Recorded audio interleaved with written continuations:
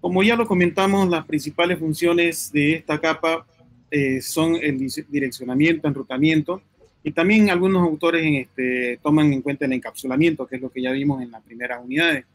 Sin embargo, en esta unidad lo que vamos a hacer es centrarnos justamente en las dos primeras principales funciones que corresponden a esta capa del modelo OSI. Estamos hablando del direccionamiento y del enrutamiento. Vamos a analizar sobre el direccionamiento lógico más que todo, vamos a hablar sobre lo que son direcciones IP, sus clasificaciones, vamos a entrar a lo que es la parte de subneteo donde hacemos segmentación lógica de una red, ya vamos a ver de qué se trata todo eso. Perdón. Luego ya en la segunda parte ya se ve lo que es enrutamiento, sus clasificaciones, los algoritmos. Esto más que todo en esta unidad lo vamos a ver a nivel más teórico. Si bien es cierto, tendremos algunos ejemplitos prácticos, pero sin embargo lo vamos a ver más a nivel teórico, pero ya esto va de cara a lo que va a ser redes 2. Entonces es muy importante que presten mucha atención a esta unidad porque lo que es la parte de direccionamiento, lo que es la parte de subneteo, el manejo de las direcciones IP, lo que son máscaras, cómo utilizar las máscaras, cómo realizar esos cálculos de subneteo, les va a ayudar mucho para lo que tienen en adelante respecto a lo que es redes 2 y bueno, lo que estudian redes y telecomunicaciones, todo lo que es la continuación de la carrera en sí, porque se basa mucho en esta unidad, también, bueno, es un pilar fundamental esta unidad, ¿no? Y bueno, entonces vamos a ver los tipos de enrutamiento. Enrutamiento, lo que es enrutamiento estático, el enrutamiento dinámico y algunos algoritmos que ayudan a tomar decisiones automáticas para el momento de realizar el enrutamiento, ya sea tomando en cuenta la mejor ruta o la ruta más corta. Eso también es lo que vamos a ver en la segunda parte de esta unidad. Entonces, dicho esto, como contexto, voy a ceder la palabra al grupo 5 para que comience. Pueden comenzar, por favor. Gracias, ingeniero. Pues como ya habló usted, vamos a hablar un poco sobre la capa de red. Pues bueno, el único integrante es mi persona. Continuamos. Aquí podemos observar una línea de tiempo donde tracé los temas importantes que vamos a observar, que sería la introducción de la capa de la red, el direccionamiento, subnetting y supernetting, puntos importantes, el network address, es decir, la NAT, el reenrutamiento y por último veríamos los routers. En la introducción a la capa de red estaríamos viendo como comienzo un concepto general que se encarga de identificar el enrutamiento que existe entre una o más redes. Las unidades que informan se denominan por paquetes y se pueden clasificar por protocolos enrutables y protocolos de enrutamiento. Los enrutables pueden ser los IP, IPX y AppleTag, y los enrutamientos permiten seleccionar las rutas RIP, IGRP, EIGRP, OSPF y PGP, el cual más adelante estaríamos viendo más el tema del enrutamiento. Las funciones de la capa de red sería generalmente los switches de la capa 3 que combinan las siguientes funciones, que sería facilitar el enrutamiento de las LANs, en este caso serían virtuales, reduce la latencia de la red, ya que de los paquetes no tiene que ser redirigido, y minimiza los volúmenes de tráfico de la transmisión. Aquí podemos observar una imagen donde puse las funciones de la capa de red, donde que para esto se realiza este transporte de extremo a extremo de la capa 3, que es utilizado con cuatro procesos básicos, que serían el desencapsulamiento, el enrutamiento, el encapsulamiento y el direccionamiento. ¿Qué es el direccionamiento? En sí, el direccionamiento es la capa de red que proporciona mecanismos para direccionar los datos a los equipos finales. También este dispositivo debe tener como una dirección única. Cuando se agrega a un dispositivo, esta dirección a un dispositivo se denomina host IP. El tema del enrutamiento, durante el enrutamiento a través de esta Internet Network que tenemos, el paquete puede recorrer muchos dispositivos intermediarios. También se encarga de dirigir paquetes host de destino de los dispositivos intermediarios encargados de esta acción, en este caso serían los routers. Cada ruta toma un paquete que llega a los próximos dispositivos y se les llama saltos en C. Aquí podemos observar un ejemplo del enrutamiento donde está ahí el remitente y va saltando de router en router hasta llegar a su destino. En este caso sería los caminos principales y si llega a cortarse eso, pues llegaría a un camino alterno. El encapsulamiento. En este caso, el encapsulamiento rodea los datos en sí con la información de los protocolos que se necesita antes de hacer una transmisión de la red. También se le pone el encabezado o la etiqueta de la capa 3. En este encabezado debe contener alguna información, por ejemplo, puede tener el host de destino y el host de origen. Aquí podemos observar lo que le dije, el host de origen y el host de destino y los datos de paquete que está yendo a través de eso. El desencapsulamiento. En sí, el desencapsulamiento es el host examina la dirección de destino para verificar que el ataque fue que el paquete fue direccionado a este dispositivo. Si la dirección es correcta, el paquete es desencapsulado por la capa de red y por la DPU, que sería la capa 4 contenida en el paquete que pasa al servicio adecuado en la capa de transporte. Aquí podemos observar el encapsulamiento y descapsulamiento, que sería el encapsulamiento sería de la capa 7 a la capa 1 y el desencapsulamiento de la capa 1 a la capa 7.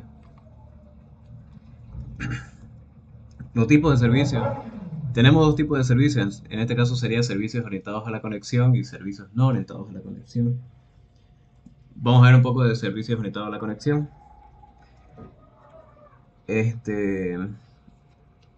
Solo el primer paquete de cada mensaje tiene que llevar la dirección de destino. Con este paquete se establece una ruta que se deberá conseguir todos los paquetes pertenecientes a esta conexión. En los servicios no orientados a la conexión sería cada paquete debe llevar la dirección de destino y con cada uno. Los nodos a la dirección deciden el camino que se debe seguir, perdón. Existen muchas técnicas para realizar esta dirección, como por ejemplo que se compara el retardo que sufriría en ese momento el paquete que se pretende transmitir según el enlace que se escoja. Los círculos virtuales. En este caso, los círculos virtuales, durante este establecimiento de conexión, todos los routers que haya por el camino va eligiendo cuál se conservará los recursos en este circuito virtual específico. En este caso, como ya le comenté anteriormente, es una dirección de circuitos virtuales donde dos tipos quieren comunicarse entre sí y tienen que escoger una ruta al cual ir durante este establecimiento de conexión. Todos los routers que hayamos puesto por camino elegido reservarlo a los cursos. Los datagramas. Cada paquete se encamina independientemente sin que el origen de destino tenga que pasar por el establecimiento de la comunicación previa. En este caso pueden observar un ejemplo de los datagramas en sí. Ahora estaríamos hablando sobre... Perdón, Víctor Hugo, ahí vamos a hacer una pequeña pausa. Vuelvo a una diapositiva, por favor. Voy a aclarar algunos términos. ¿Al anterior? Al anterior, por favor. Uno de los términos que nos comentaba Víctor Hugo es el de paquetes. En este caso, cuando estamos en la capa 3, ya se habla de paquetes, a diferencia de la capa 2, la anterior que vimos, hablábamos de tramas. En realidad, la trama o el paquete ya en este caso viene a ser lo que se conoce como la PDU, que por sus siglas en inglés viene a ser Protocol Data Unit, unidad de datos de protocolo. Esta terminología también nos la acaba de mostrar Víctor Hugo y quería aclararle de que cuando hablamos de PDU en realidad se trata de la unidad que se maneja en cada una de las capas, ¿no? Por ejemplo, la PDU de la capa 2 viene a ser las tramas, la PDU de la capa 3 vienen a ser los paquetes. Estos paquetes, ¿qué contienen? Contienen la dirección IP en este caso, ya no es la dirección física MAC que vimos anteriormente. En la capa 3 ya no se maneja esa dirección, en la capa 3 se maneja la dirección lógica IP, que seguramente ya muchos de ustedes la conocen, es la IP que vemos en los laboratorios, en nuestras casas, etcétera, ¿no? A esa IP nos referimos, que se pueden hacer muchas cosas con eso, que es gracias a eso la configuración lógica que uno le puede hacer a una red de datos. Bueno, ¿qué es lo que contiene un paquete? Un paquete contiene la dirección IP de origen, contiene los datos, bueno, y la dirección IP de destino. Básicamente de eso se compone. Eso es lo que se forma en la capa 3 y luego baja a la capa 2 ese conjunto de paquetes y ahí es donde se agregan los encabezados para formar lo que se conoce como una trama. Pero bueno, nos vamos a concentrar ahora en la capa 3, capa de red, la que estamos analizando, los paquetes. Cuando nosotros hacemos envío de información, creo que ya lo habíamos comentado, pero vale la pena volver a comentarlo. Nosotros, bueno, el usuario introduce sus datos a la red de datos. Imagínense, por ejemplo, una foto, una imagen. Introduce ese conjunto. Actualmente las fotos están por los 3 megas, ¿no? Ya son de alta calidad. ¿Qué sucede? La red en realidad esos 3 megas no lo envía como tal, no van juntos los 3 megas, sino que la red lo que hace es crear pequeños segmentos. Se crean, eso se llama segmentación. Entonces, estos 3 megas se dividen en pequeños segmentitos y cada uno de ellos van a llevar su dirección de origen y destino y se va a enviar por la red. Ahora, enseguida les explico de qué manera se envía. Luego el receptor eh, realiza el proceso de desencapsulamiento y recibe todos estos paquetitos. Los recibe en la capa 3 y los une. Entonces se van uniendo y se van uniendo y cuando ya se cuenta con todo el conjunto de paquetes completo, obviamente se lleva un número de secuencia. De esa manera es que luego se vuelve bueno, se desencapsula, se vuelve a ensamblar la información y sube a la capa 7 y el usuario recibe la información. Los 3 megas que vinieron segmentados se vuelven a ensamblar y se entregan al usuario final. De esa manera es como funciona la red. Ahora, ¿cómo funciona el envío de estos pequeños paquetes? Este conjunto de información. Existen dos maneras. Para eso nos mostraba Víctor Hugo lo que se conoce como los tipos de servicio en la capa 3. El primer tipo de servicio o la forma de envío de datos vienen a ser los circuitos virtuales. Víctor Hugo, vuelve una diapositiva más, por favor. Aquí para ampliar alguna información que no haya quedado clara. Entonces, ¿qué sucede? Cuando nosotros tenemos que hacer un envío de información a nivel remoto, en este caso los nodos que vemos en pantalla A, B, C, D y todo ello, los nodos que están con circulito, en realidad vienen a ser los routers o enrutadores, los dispositivos que físicamente lo han conocido, seguramente los routers, o luego igual lo vamos a analizar. Entonces, nosotros tenemos que hacer un envío de información de un lugar hacia otro, ya estamos hablando de una red, tal vez una red MAN de área metropolitana, una red WAN de área extendida, por ejemplo, o incluso, bueno, si hablamos de una red WAN, estaríamos hablando de la nube. Recuerden ustedes que cuando nosotros vemos el estereotipo de una nube, hablando de red de datos, en realidad esa nube lo que contiene es un conjunto de routers. Es un conjunto de routers que funcionan a nivel mundial. En realidad eso es Internet. Internet es la interconexión de router. Ahora, ¿cómo se hace? A través de IP pública, existen, bueno, ese es otro proceso, pero básicamente hablando a nivel de telecomunicaciones, así es como funciona. Por ejemplo, lo que vemos en pantalla, ese conjunto de router podría tratarse de una nube. Puede enviarse información de un lugar en un punto del mundo hacia otro lugar remoto en otro lugar del mundo y de esa manera se envía. Entonces existen dos formas, dos tipos de servicios que a nivel capa 3 se realiza el envío de información de estos paquetes. Uno de ellos es circuitos virtuales y el otro es mediante o de la forma de datagrama. La forma de circuitos virtuales en realidad viene a ser el establecimiento de un camino. El administrador de red va a configurar cuál va a ser el camino y todos los paquetitos que le comenté van a viajar por el mismo camino. Va a ser un enrutamiento estático, no va a haber ninguna decisión. O sea, por ahí va a pasar y por ahí lo configuro y por ahí va a pasar. Todos los paquetes pasan del origen al destino, llegan al destino y se vuelven a ensamblar y todo el proceso que le comenté. Pero todo se configura para que tengan un viaje por un único camino. Para esto podría, por ejemplo, utilizarse lo que se conoce como los VPN, por ejemplo, ¿no? Las redes virtuales o túneles que llaman, ¿no? Túneles de datos. Entonces se puede realizar una encriptación y un envío seguro de información a través de estos túneles que podrían viajar por un solo camino.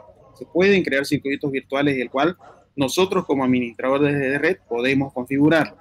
El otro tipo de servicio o la otra forma de envío de información viene a ser lo que se conoce como datagramas. Dele siguiente, Víctor Hugo, por favor.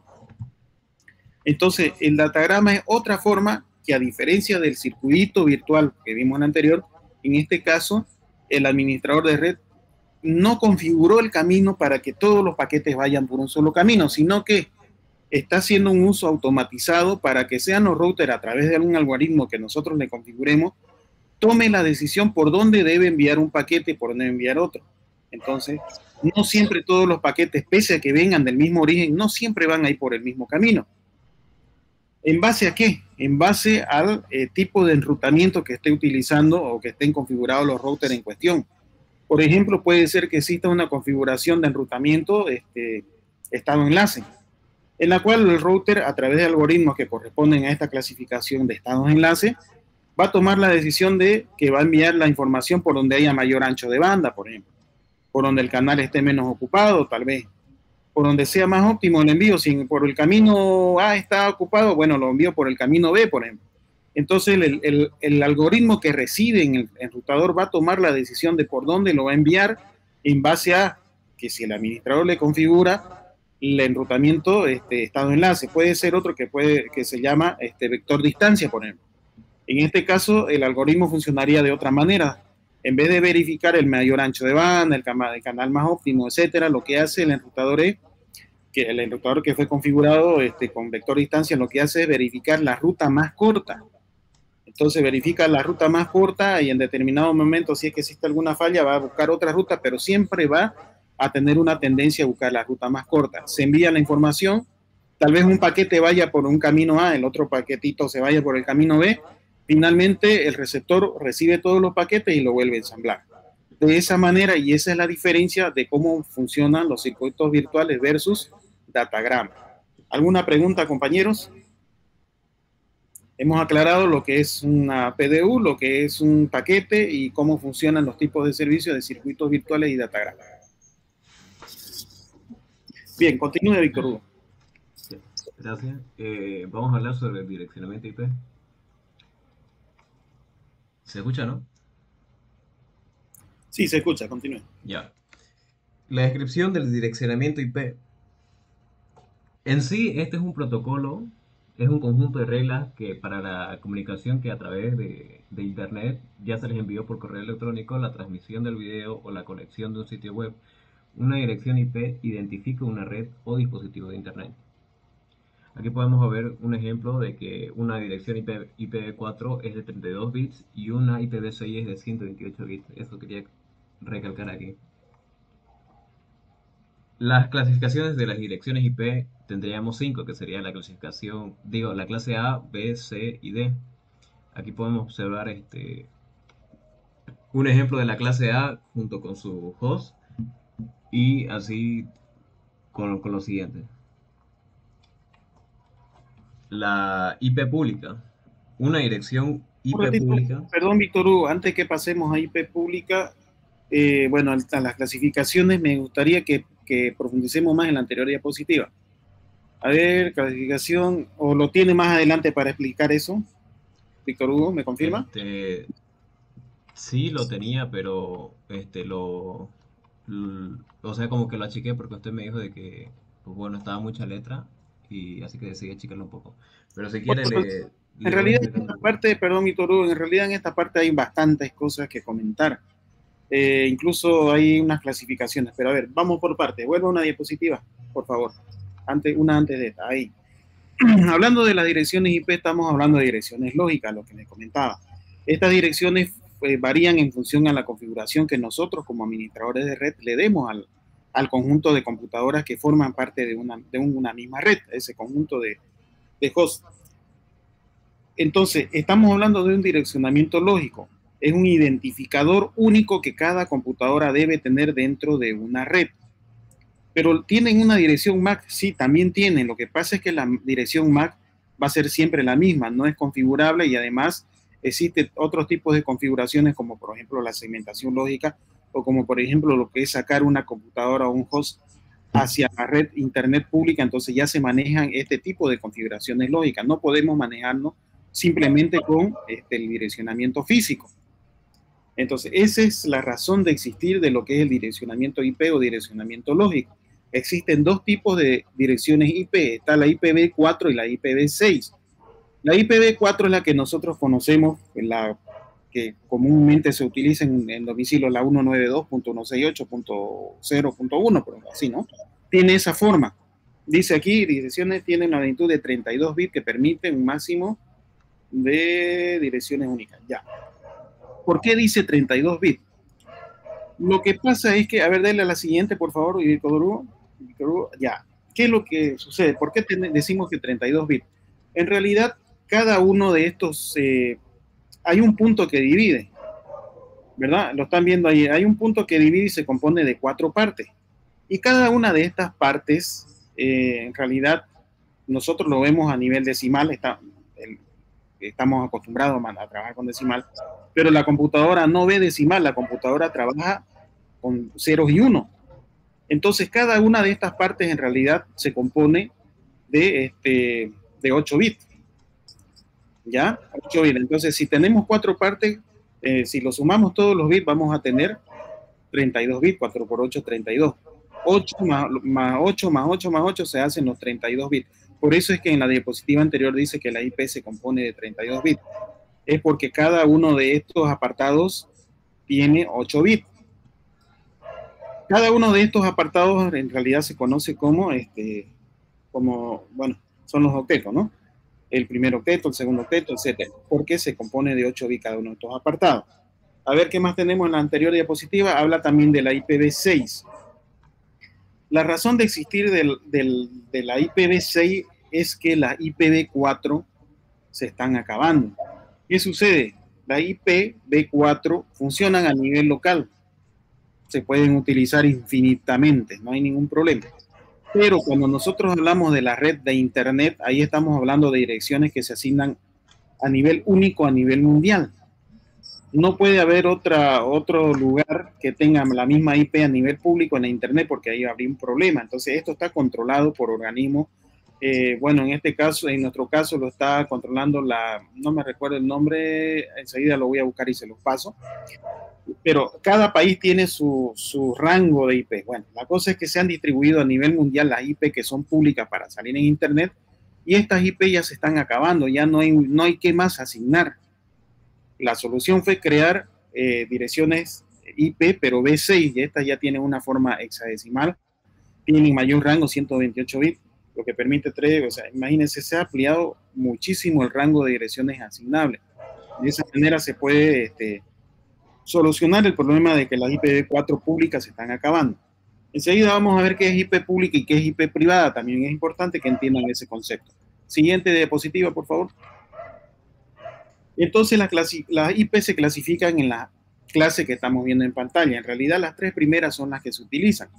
Las IP de clase A, están las IP de clase B, la IP clase C y las otras 2 que no se utilizan para uso doméstico o uso de Internet tampoco, son experimentales. La IP de clase A va de un rango de 0 a 127 y solamente se identifica con el primer octeto. La siguiente, bueno, va de 128 en el primer octeto hasta la 191. Cuando nosotros vemos que empiezan con ese octeto, significa que es clase B. Si empieza con 192 hasta 223, significa de que esa IP corresponde a la clase C. Pero ¿por qué clase A, clase B, clase C? Eso seguramente lo vamos a ver más adelante donde dice máscara, porque tiene mucho que ver con la máscara. Ahora, las IP se clasifican en IP pública e IP privada. Vamos a ver eso a continuación. Continúe, Víctor Hugo. Continuando con la clasificación de direcciones IP, veremos la IP pública. En este caso, una IP pública lo identifica en Internet, de modo de que toda la información que busque pueda llegar a usted. Es aquella que nos ofrece el proveedor de acceso a Internet y se consigna a cualquier dispositivo conectado de forma directa por Internet. Por ejemplo, los servidores que se alojan en los sitios web, los routers, los modems y nos dan acceso a Internet. La IP privada. Antes de saltarme a la IP pública, en sí la IP pública son los visibles en todo Internet. Eso quería aclarar. La IP privada es una dirección IP que se utiliza dentro de una red privada para conectarse de forma segura. Una dirección de Internet es creada solamente por usarse de una red interna. Las direcciones privadas las emite un dispositivo de red. Esos ya pueden ser como routers, que se extrae un conjunto de direcciones que sale asignado un servidor de DHCP.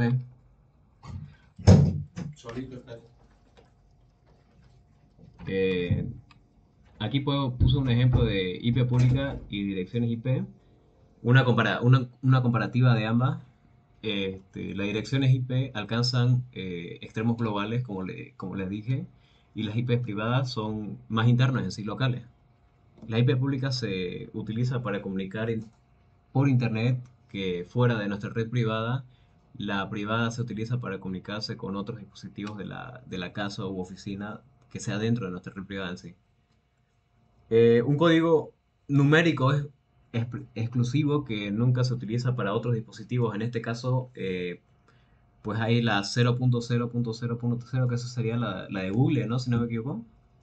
Y las direcciones privadas, que es un código numérico no exclusivo que se pueden utilizar en otros dispositivos. La IP pública se puede encontrar en sí googleando cuál es mi dirección IP y ahí te salen si Google te muestra cuál es la dirección IP que tenés. Sin embargo, la privada puede consultar en los ajustes internos del dispositivo. Esa es única. En la pública la asigna y controla el proveedor de servicios de Internet. Y en la privada se asigna a un dispositivo específico, es decir, que una dirección IP privada no se repite en ningún dispositivo. La dirección IP pública no es gratuita en sí, y la dirección privada sí. La dirección IP pública, cualquier número no incluido en intervalo reservado por las direcciones IP públicas, por ejemplo la 0.0.0.0, la .8.8, y hay muchas más reservadas por empresas privadas, por grandes empresas privadas que se reservaron y compraron bloques y dominios que sería de la dirección IPv4.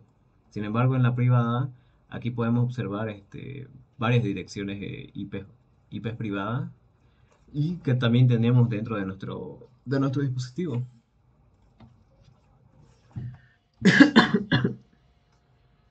Aquí vamos a hablar un poco más por asignación. Estaríamos hablando en sí por dinámica y estática, y en este caso ahorita vamos a hablar por dinámico. El IP dinámico, por su parte, es un número que es asignado a una computadora cuando se conecta a una red, es lo que anteriormente les había comentado. Pero cada vez que se establece, se cambia. ¿Entiendes? Cada vez que se establece una conexión, se cambia la dirección. Por ejemplo, suponemos que conectarnos a una computadora a internet hoy y cuando nos conectemos mañana, se cambiará la dirección IP. Es lo que anteriormente les había comentado. En sí, nos asigna mediante un servidor de DHCP esto. Hay que recalcar. En el estático,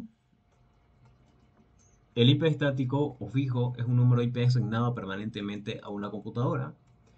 O sea, a su dirección IP no se le cambia, excepto si dicha acción se fuera realizada manualmente. Por ejemplo, hay casos de proveedores de accesos a Internet, por ejemplo ADLS, que se les asigna una IP estática a algunos dispositivos de sus clientes y así siempre que el cliente se quiera conectar, se usará la misma dirección IP de Internet. En este caso es una dirección IP asignada permanentemente a un host.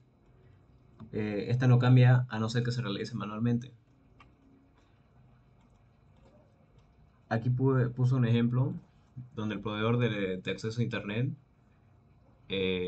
nos asigna o nos fija un servicio más costoso y ahí podemos ver una IP dinámica que se les asigna a las laptops y una IP estática.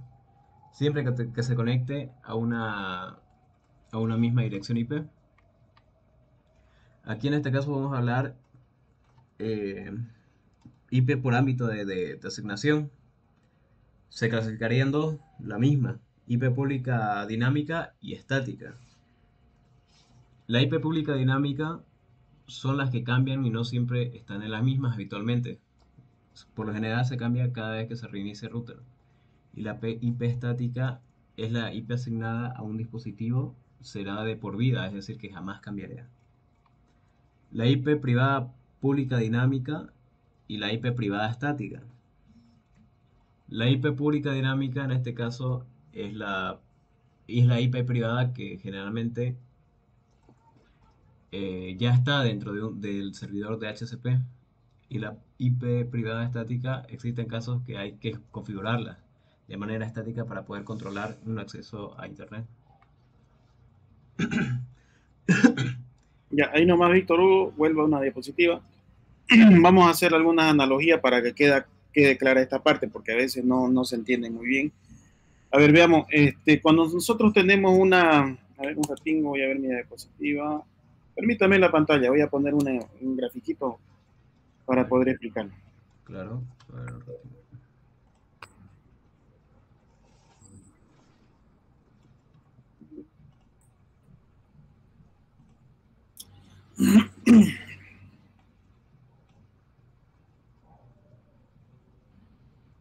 Ya, por ejemplo, aquí, ya que estamos hablando de las clasificaciones, puede ser que lo hagamos por ámbito, puede ser que lo hagamos por asignación, o puede ser que lo hagamos por, bueno, la combinación de las dos anteriores. La IP pública y la IP privada, veamos. Cuando nosotros hablamos de IP pública, en realidad, ya sea a nivel doméstico o en cualquier lugar que tiene salida a Internet, sí o sí va a existir una IP pública. La IP pública es la que nos hace visible, ya sea a nivel doméstico, para que nos permita consultar a servidores que están en otro lugar, a Google, por ejemplo, que es un servidor, a Facebook, etcétera. Nosotros tenemos que tener una IP pública que nos haga partícipe de esa red, de la red de Internet. Entonces, la IP pública puede ser, bueno, vamos a ver enseguida, estática o dinámica, pero sí o sí, todo lo que sale de Internet sí o sí es pública. Cuando se dice pública significa que es porque es la IP que se puede ver en Internet. Sin embargo, voy a ir un poco más rápido en esta parte porque ya nos lo explicó todo Víctor Hugo. Ahora, sin embargo, la IP privada es la que se utiliza solamente dentro de entornos privados, como por ejemplo la IP que yo utilizo dentro de mi casa, la IP que utilizamos dentro del laboratorio. Son IP específicas con un rango específico de numeración que solamente sirven para que se vean a nivel local. Desde Internet no se ven. Si por ejemplo yo desde aquí hago un ping hacia su computadora de uno de ustedes, yo no voy a ver su computadora porque no está configurada esa IP para que salga a Internet, porque se trata de una IP privada que funciona solamente dentro de la red LAN, dentro de la red local, por ejemplo. Si yo hago un ping a 192.168.0.1, que es la computadora de ustedes, por ejemplo, es probable que no lo vea, salvo que esté configurado. Entonces estaríamos hablando de una IP privada que solamente funciona en entornos muy privados. Puede ser que la asignación sea dinámica o puede ser que sea estática. Cuando nosotros hablamos de dinámica significa que es una asignación automática. Protocolo de HCP bastante conocido. Lo que hace es agarra y distribuye la IP a todos los dispositivos de la red automáticamente. Funciona, bueno, vamos a ver enseguida, funciona a nivel local como también a nivel público la asignación dinámica. En cambio, la asignación estática lo que hace es no se configura de manera automática, sino que es el administrador de red el que va una por una, computadora por computadora, y le va diciendo, bueno, este es el host 192.168.0.1, este es la punto tal. A cada una le va asignando una IP específica. Entonces se hace de manera manual. Tiene sus ventajas y tiene sus desventajas. ¿Cuál es la ventaja entre una IP dinámica y una IP estática? La IP dinámica, por ejemplo, cuando no me interesa llevar control de la computadora, de quién se conecta a qué hora, etcétera, lo pongo como dinámico y me da lo mismo la IP que tenga. Sin embargo, cuando yo necesito llevar control de la conexión de cada uno de los hosts en determinado momento, yo lo hago manual porque esa computadora siempre va a tener esa IP. Por ejemplo, cuando nosotros configuramos un café internet, por ejemplo. Los cafés internet es necesario de que tengan una IP estática cada una de las computadoras para que el nodo central que controla la conectividad decir, a ver, ¿qué máquina es? Dice, es la punto 55, siempre va a ser la 55. ¿Por qué? ¿Qué sucede? Lo que pasa es que cuando nosotros apagamos todos los dispositivos y tiene una asignación estática, entonces cuando nosotros encendamos los dispositivos, estas computadoras van a tener la misma IP, no se mueve porque ya están configuradas. Cuando es dinámico y nosotros apagamos, nos vamos a casa y mañana encendemos nuevamente los equipos, es muy probable que las direcciones dinámicas ya no sean las mismas. Puede ser que el DHCP, el servidor central, le diga, bueno, ahora vos vas a hacer la 3, mañana son las 5, la punto 6, etcétera. Estoy hablando del último octeto. 192.168.5, 192.168.6, entonces posiblemente el último octeto, que es el que identifica cada una de las computadoras, en las clases C, que ya vamos a ver más adelante, entonces se le asigna de manera dinámica, automática, y entonces puede ser que varíe con el tiempo y no sean siempre la misma computadora Entonces no se va a llevar un mejor control. Pero, ¿en qué caso conviene utilizar la asignación dinámica de HCP? Cuando no me interesa llevar ese control estricto, como les comenté, me interesa cuando son hartas computadoras y no vale la pena ir una por una, configurando una por una, voy a perder mucho tiempo para lo que no voy a utilizar, entonces automatizo el proceso y me libro de estar haciendo tremenda configuración en vano. Entonces me ahorra tiempo versus seguridad en el caso de la IP estática, porque voy a llevar mejor control sabiendo qué máquina es tal número, porque no va a variar en el tiempo, siempre va a ser la misma. Esa es la diferencia entre lo que es IP estática y lo que es IP dinámica. Ahora se pueden configurar las anteriores que hemos comentado. Para eso existirían 4 combinaciones. Estaría la IP pública dinámica, la IP pública estática, la IP privada dinámica y la IP privada estática. A ver, veamos rápidamente de qué se trata esto. La IP pública, en la IP pública estática, perdón, pública dinámica es la que tenemos en pantalla. La IP pública dinámica, es la IP que nos permite salir a Internet, pero que va a variar con el tiempo. Todos los domicilios, por ejemplo, por default vienen con IP pública dinámica, no tiene un costo adicional, nos las asigna el proveedor de Internet, ya sea Entel, ya sea Access, cualquiera de esas empresas. Cuando nos ponen Internet en nuestra casa, nos va a dar una IP pública, pero va a ser dinámica, va a variar. Cuando nosotros pagamos el router, mañana lo enciendo y así sucesivamente. Es probable que el ISP o el proveedor de servicio de Internet significa me asigne una IP un día, otra IP para que yo salga a Internet. Esa IP pública que está en mi router, que está en mi router para ver Internet, va a variar con el tiempo. Para eso es la IP pública dinámica, simplemente para conectividad y uso doméstico. Sin embargo, la IP pública estática ya es una IP pública que también lo mismo sale a Internet, está en mi router y va a salir a Internet, pero no va a variar con el tiempo. ¿Por qué? Porque el ISP me va a dar siempre la misma. Esto tiene un costo. Para que el ISP o el proveedor de servicio de Internet no me cambie la IP pública, yo tengo que pagarle al proveedor, señor, no me cambie la IP porque la necesito que sea siempre la misma y pago mensualmente, tiene un costo. ¿Para qué me sirve una IP pública estática? IP pública porque sale Internet y estática porque nunca va a variar. Sirve, por ejemplo, si yo tengo un servidor en mi casa. Si yo tengo un servidor web, si tengo un servidor de ficheros o un servidor de archivo para una empresa, por ejemplo, que voy a conectar, tengo una sucursal en Cochabamba, otra en La Paz, digamos.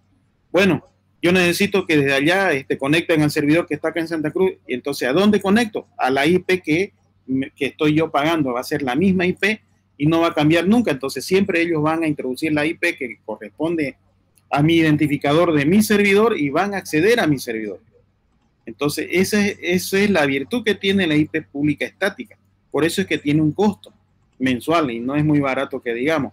Entonces, yo como empresa pago para que la IP sea siempre la misma. De esa manera me va a permitir tener un servidor funcionando en Internet. Para eso sirve. Ahora, la IP privada, ya a continuación vemos los entornos privados, tanto privado dinámico y privado estático. Esto ya más o menos lo que hemos comentado anteriormente. IP privada dinámica es cuando ponemos el DHCP a nivel local de una red LAN y bueno, el DHCP le va a asignar una IP cada día. El ejemplo del café internet, ¿no? Bueno, el ejemplo del café internet se aplicaría a una IP privada estática porque no tiene que variar. En la IP privada dinámica, entorno local, que no me interesa la IP que va a tener el host dentro de mi red, eso se aplicaría para un entorno doméstico, ¿verdad? No importa cuál es la IP, igual con que dé internet me sirve, ¿no? Esas serían las diferencias entre estas 4 combinaciones. ¿Alguna pregunta, compañeros? ¿Se entendió?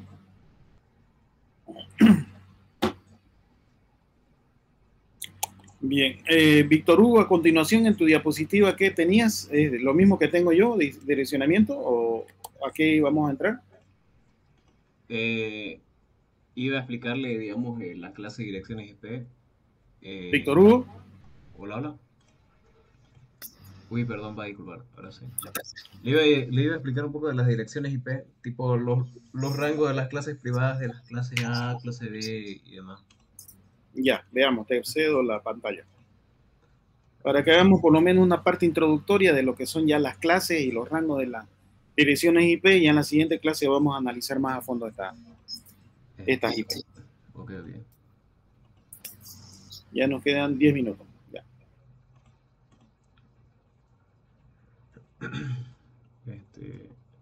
Hago un ratingo. Ahora sí, está porque aquí iba a explicar un poco sobre las direcciones IP, bueno, los que ya habíamos visto antes, sobre que la clase A son redes grandes, clase B redes medianas, clase C es pequeña, la clase D es multicast y la E todavía está en desarrollo que no se aplica, es decir, que están viendo todavía. Aquí voy a explicar un poco de las direcciones IP de las clases A de rango de las redes privadas. En sí ya lo había explicado, pero si quiere lo explico a grandes rasgos, ingeniero. Explíquelo, coméntenos. Ya. Eh, el rango de la clase A es aquel que se emplea en las grandes empresas, puesto que se crea hasta 120 redes distintas y conecta hasta un máximo de 16.777.214 equipos en la red. Aquí podemos encontrar el rango en el que se encuentra este número, que sería del 10.0.0.0 hasta el 10.225, 255, perdón, 205. En este sí sería la clase A. Aquí podemos ver su rango de direcciones públicas de la clase A. En la clase B, el rango de las redes privadas sería que se emplea en las redes de tamaño medio, como organizaciones u universidades, que permite crear un mayor número de redes que en el rango, o sea, permite crear más redes que en el rango A, 16.384 redes, pero con mucho menos equipos conectados en ellas, que sería 65.534 dispositivos. En su rango de redes privadas, podemos observar que este rango, el de aquí, perdón, y con los dos primeros bloques se identifica la red y a los restantes del equipo en sí en ella. Este sería su rango de direcciones públicas, como puede observar, ¿no?